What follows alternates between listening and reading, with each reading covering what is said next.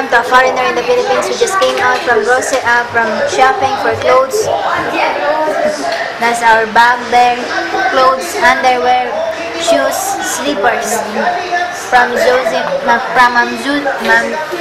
Manning of Phoenix, Arizona. And now we're here at Vedasto from Anonymous, right? For their lunch. Supposedly it's from Josie Manning, but we're out. We're out. Thank you so much. You know, so there's the kids here. That's a little girl. We got pork. Some fried chicken. Food disappeared again. Yeah. Pork sinigang, pork hipon. We got fried chicken. And then Bibi will lead the prayer. Hindi na Bibi. Iyong na, kay mag-angko. Amen. Yeah, amen. Sige na, kauna mo.